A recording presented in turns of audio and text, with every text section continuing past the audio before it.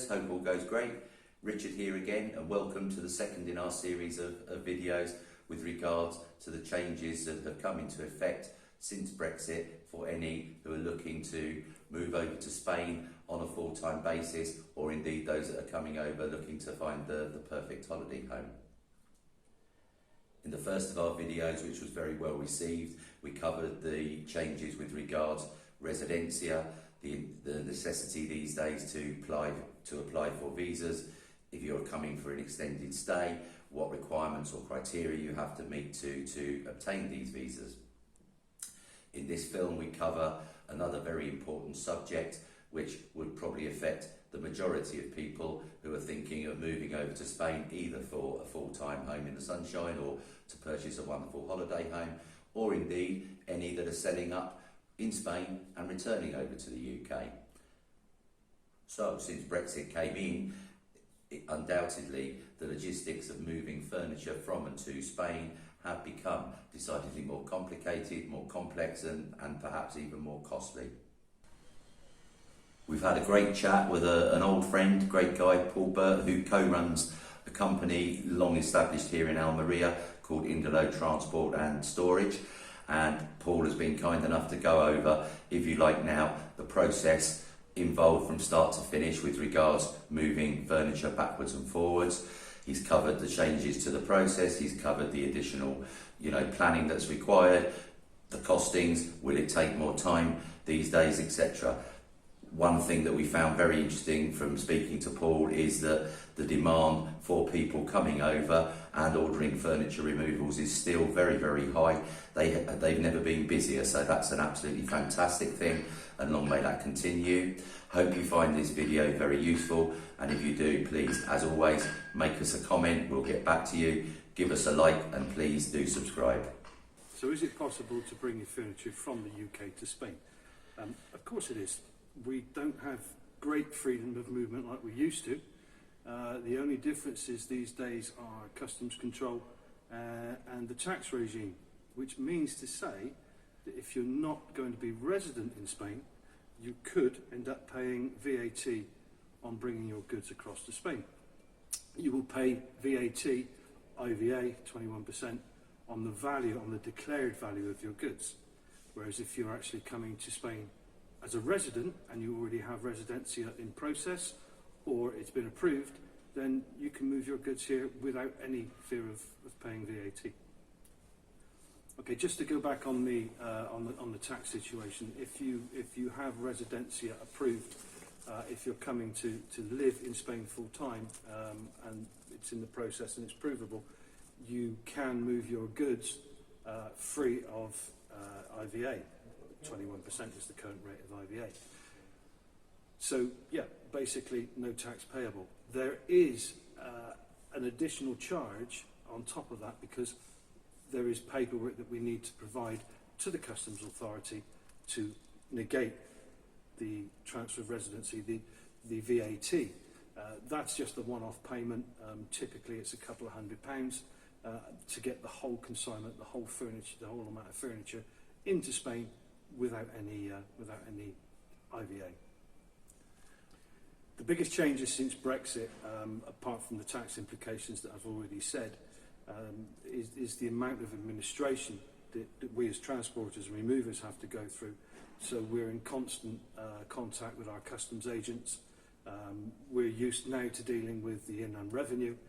We've become almost like tax experts.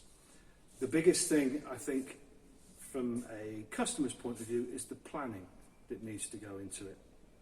It's a tremendous amount of planning needed now because of all the paperwork and the timescales. That's a big change, whereas before you really could just load a removals van and hop across the channel. Sadly, that's not quite as easy in this climate. Okay, I mentioned the planning. So what does a client, what do our customers have to do to get to Spain? We basically survey every job that we look to bring across. So myself or one of the other surveyors will actually visit the property, work out the size, the volume, the weight of the furniture, of the load to come, any specific packing requirements that are needed. That then is produced in a quote, and then we will produce a plan as well. Now that plan is dependent on the client's circumstances. So we would need to know, are they resident in Spain? Is it going to be a holiday home? What are the tax implications applicable to them? So that's where the plan starts. But that's a plan that we put in place with the client. And I mentioned before a one-off payment that we charge, which is typically a couple of £100 for the customs process. That includes the planning process as well. So we will take a client from cradle to grave, if you like, or from start to finish. So from the UK to Spain, or from Spain to the UK, we will take care of all that in one go. Other companies may do it differently. I know smaller companies would struggle with the amount of admin, and we have single operators, a few people locally that run van services. They actually come under our umbrella, and we'll help them do that. Okay, Richard, so if we've got people moving under the terms of a non-lucrative visa, if they were bringing their furniture across, what would the situation be for them tax-wise, I suppose? Well, tax-wise is quite simple. They're not resident. There is no residency moving forward. So under the terms of a non-lucrative visa, you would be liable for 21% of the value of your furniture. Now, the value of personal goods is a moot point. If you think of your clothes, they're worth pennies to anybody else. Just think of a charity shop. Furniture-wise, again, precious bits and pieces may have some specific values, but generally furniture is not huge. So the amount of tax you'll pay will be based on what you decide the value of your furniture to be. Okay, so again, moving forward, so once we've calculated, or once you, as the client, has worked out your declared value of your goods, then obviously that needs to go towards or needs to be put in front of the customs people and the tax authorities, and then you will end up with an amount to be paid. Now, common sense says that payment should be made before your goods leave the UK. So that would be, your liability to do that. If we take the process a little bit further, the only thing that's changed is that instead of having residencia, you've now got a non-lucrative visa. The customs process is exactly the same as it was before, in as much as that we've got customs clearance, we've applied through the UK authorities to leave the UK, enter Europe. We come down through Spain, in this case, or other transporters may go across the Bay of Biscay and come in through Santander. We come down through Iran. We've got customs clearance. We've cleared things with our customs agents in Spain. We're then cleared to come down to the warehouse here and get things ready to be delivered in the normal manner. The only thing that's really changed in that instance is the customer's circumstances and their tax liability. Have prices risen? Yes, they have. They have to rise because of the admin that's involved.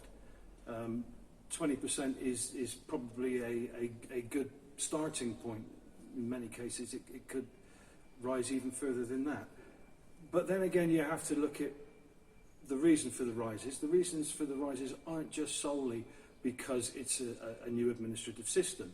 Indalo Transport and Indalo Storage, what we've tried to do is to add value to that price rise. Yeah, okay, we need to charge more because of the added administration, but we're not just going to charge for the administration. We will add value. Right? There's extra packing that we will do free of charge. We will supply all free packing materials, and we supply free storage. So there's things that are added into it so the client can benefit, not just by paying additional amounts of money. There's more planning to be done, so typically 3 months is what a normal case would take, where people give us the initial inquiry, we go through the survey, the quote, then we go through simple things like materials and packing, whilst the client is doing their own housework, if you like, which could be applying for visas and all the bits and pieces. 3 months is a good period to look at. Having said that, I mean, we have had cases, even now, where we're moving people within a few days, as long as we can get all the necessary paperwork done. And that is things like proof of residency. We need copies of passports and things like that. As long as we can get the paperwork together, and as long as we have sufficient time to liaise with the authorities, we can still get things done very, very quickly. Typically, I would recommend 3 months. Okay, so is the process, the delivery process, taking longer to get clients' furniture here? Yes and no is the vague answer to that, but specifically, yes, because there's more planning to be put into it. But on the actual basis of leaving the UK and getting delivered in Spain, the trip is taking much the same time. We've had an occasion where our timings have been 24 hours out, simply because we've been stuck at the border whilst people in front of us have had to clear customs. And that's the only time that's happened. There have been stories, and I know of instances where people have their goods stuck in warehouses, they have their goods stuck on lorries in ports, where the paperwork has not been done correctly in the first place. However, that's more of a teething problem, and things do seem to be getting better as we move forward. So, yes, it can take longer because there's more planning to be done, but no, the actual physicality of it is not taking that much longer at all. 24 hours tops on the trip to come down. Okay, so how are we expecting things to pan out moving forward? We are inundated at the moment with inquiries, not all of them to do with removals, a lot to do with customs and properties and that sort of thing, but we see no signs of this actually slowing down at the moment. People are still very keen to look at holiday homes here in Spain, and why not? We're in the process now where people are coming out of lockdowns across Europe, so travel's about to start, and I'm sure the first sign of any slowdown would be property prices falling. That's certainly not happening in the UK. They've extended stamp duty deadlines. I don't see any signs in Spain of property crashes happening. There's lots of properties to be had, lots of bargains to be had, and I'm sure things will continue. I don't think that there will be such a huge demand for people to come and live in Spain full time, but I don't see any slowdown in the demand for property here for people to come and enjoy the sunshine. So moving forward, what do we see? There is going to be a continued demand. We knew this demand was going to be here because of the constraints of Brexit. We could only make plans based on what we knew, and the things that we knew were residency requirements, how people could live in Spain, how people could work in Spain, and obviously working in Spain includes ourselves. So we could plan for making sure that we were legal in every respect of employment law, of traffic law. We've had to change the way we look at our vehicles. We've had to change the way we structured the business. So now we're structured as a Spanish limited company, as a UK limited company. All of our employees, or all the people that work for us, without exception, are either employed or are autonomo. The days of doing cash deals in Spain, I think, are long, long gone. And we're proud to make sure that everybody that works with us and for us are legal in every aspect. The only way you can actually move ahead in Spain these days is to make sure that you've got all the bases covered. Yeah, it's been a lot of planning. If we go back 12 months ago, the time in lockdown wasn't wasted. We put an awful lot of planning into the business then. And Mick Cox, who owns the business, has done a fantastic job in actually driving the business forward, and here we are today. So yeah, we think we're well placed to continue our service. So the biggest change that we've had here is this huge warehouse, and it is huge, based in Palomares, in Almeria. Now, what we do here, we offer free storage to any UK international removal. Anybody coming here gets 3 months free storage. We supply all free packing materials to anybody going back to the UK as well. So it's been a huge difference to the offering that we can make to clients And it's gone down very, very well. Yeah, there are additional things like customs and procedures and everything else, but the business itself and dealing with the business and being able to transact the business is so much easier in a place like this. We've actually put into place a system and a process that makes dealing with our customers and dealing with the authorities very, very simple. Behind us there's a huge wagon which has come down from Ireland, so we're attracting business from all over Europe. What is the single piece of advice that I would give somebody if they were looking to move their stuff to Spain?